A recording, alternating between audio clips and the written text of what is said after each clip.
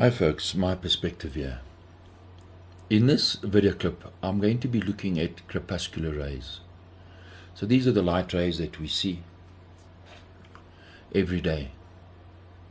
And we can learn a lot from these rays. For example, in this image, we see the rays at different angles in this one valley.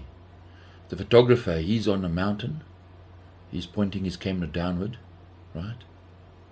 There's a hot spot on the rice paddies below him, and look at the angle of the light on the mountains on the right, the sharp light. And we see the angle is at a different angle, the rays are at a different angle on the opposite side. So by analyzing images like this, we can find out exactly where the sun is. Is the sun 150 million miles away? Well, this image tells us that it cannot be. We know that the photographer, he sees the horizon at his eye level. He's pointing his camera down into the valley. The angle of the rays and the angle where the hot spot is tells us exactly where the sun is, and also the quality of the light, the sharpness of that hot spot in that valley, the angle of the rays, how the light is dispersing, tells us about where the sun is. In this image, for example, right, the sun is above that hot spot. We look at the angle of the rays, right, and as the sun moves away from you, it goes towards the horizon, and we're going to see video footage of this later on. If the sun was behind the mountain, it couldn't make the hot spot in front, right? And if the sun was in that position and is 150 million kilometers above that hot spot, that's what they teach us, right? So the sun is 150 million miles, it would be 150 million miles above his head. It could never make that hot spot, and the angle of the rays would be straight. So the angle of these crepuscular rays and the hot spot, all these things together, it's the quality of the light, the angle of the rays, all of these help us to understand where the sun is. You don't need math. You just simply need to use your eyes, look and watch. Look at the key light on top of the clouds, the quality of the shadows. So if I take a flashlight, I cut some holes in some paper, right? If I move that paper, we'll notice how the angle of the light will affect the shadows. The rays and the distance between the paper and the floor will affect the quality of the shadow. You'll get harsh shadows, the quality of the harsh light on top of the paper and underneath. And if I move the flashlight, we'll see how the angle changes. So if the flashlight's far away, you'll get severe angles. And if I move that flashlight far away, in fact, you won't see shapes at all. And if I move that flashlight to the side, right, and now I'm standing looking directly at that flashlight, the light from that flashlight cannot bend around and make hot spots underneath that paper from this angle. I'd have to move the light above the paper, and the light will be shining down. That's the only way that can happen like that at this angle. So when we look at this image, we can understand exactly where the sun is. Look at the quality of the hot spots underneath the clouds, the angle of the rays, those severe angles in this one image. Tells you the sun is not 150 million kilometers away. And you can see this with your eye. The simple truth is, if you look at light and you look at shadows, the quality of the light, the quality of the shadows, helps you understand how close the sun is to the clouds, how close the clouds is to the earth. Those sharp shadows on the clouds tell you that the sun is close by. If we just take time to look at the earth around us, and we look carefully, you'll see a different world to the one that you were taught to believe in. So next time you're by the ocean, or wherever you are and you see these crepuscular rays, look where the sun is.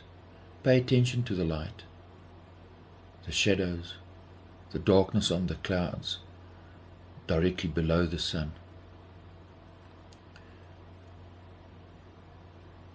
It'll help you understand. Move your position around.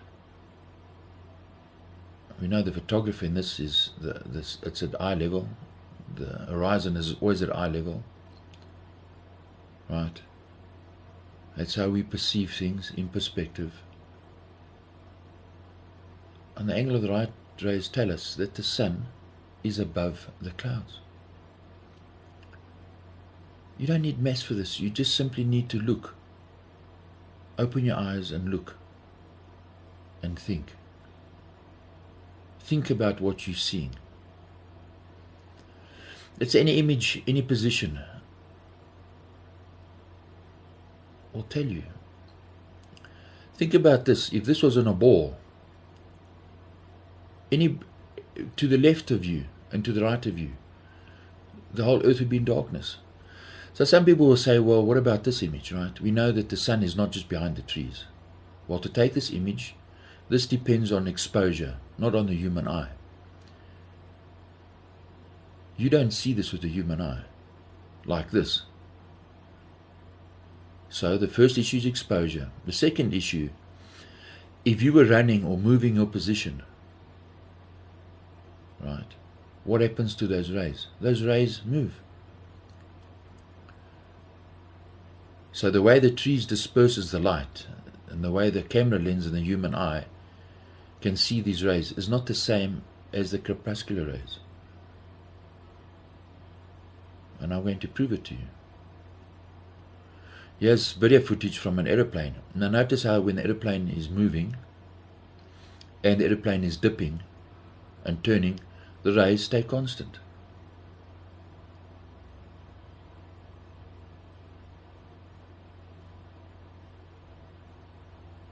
It's not the same thing. This is time-lapse footage, right? So the clouds are moving and the sun is moving, but the earth is standing still. And these rays, and this tells us that the sun, look at the rays at the back. If the sun was 150 million kilometers, how can it bend around and shine at a different angle? It's impossible. The sun is above the clouds. So we're taught that the sun is 150 million miles away.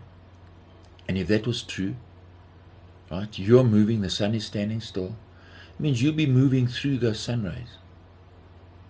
The clouds are moving with the earth. That's what they teach us. The issue is that you would never see the sun rays all the way to the sun, because the sun rays have to shine on something. So you'd be a big hole. You would never see the rays go all the way to the sun. There'd be a big hole in those rays. You'd only see the rays as the rays hit the Earth's atmosphere. And that's what it would look like. And this is not what we see. Because the sun is not 150 million kilometers away. This is what we see. The sun is always above you, and as that sun moves away from you, look at the water. We know the water is facing towards the clouds, and it's illuminated.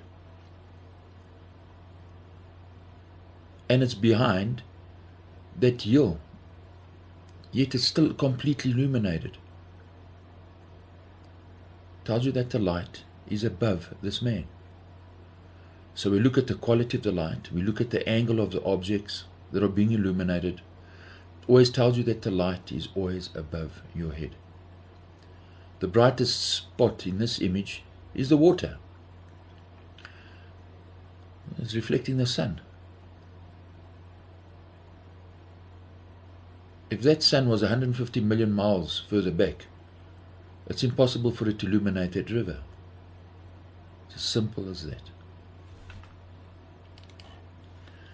So by paying attention, we watch the sun, and we're going to look at that now.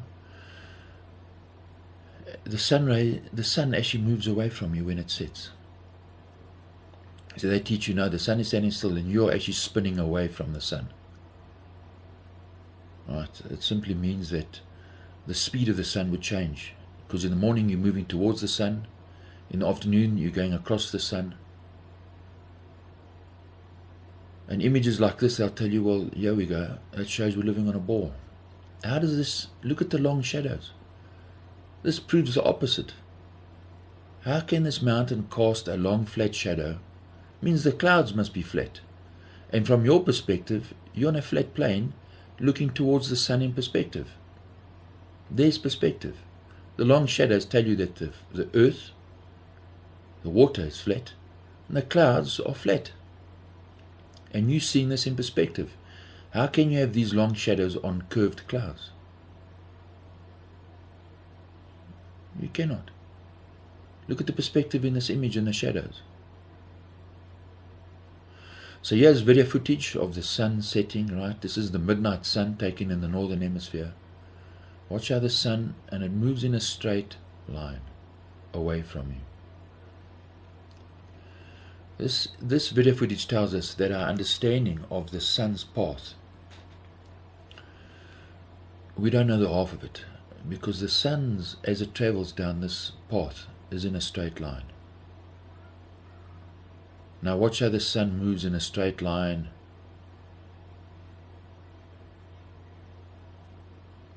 Right now you're seeing day and night in the 24-hour period. You're seeing a day and a night. This is time lapse, so the cameraman's filming this over a period of time. And now the sun rises and comes in a straight line above the earth. This video footage just simply tells you the earth is flat and the sun is orbiting above the earth. So you'll say, well, you know, why would these people lie to us? Look, what does the evidence show? How are we being treated? Are we being shepherded and being cared for? All the sheep. I'm not just talking about one or two. Are we all being cared for? No, we've been exploited. The sheep aren't free.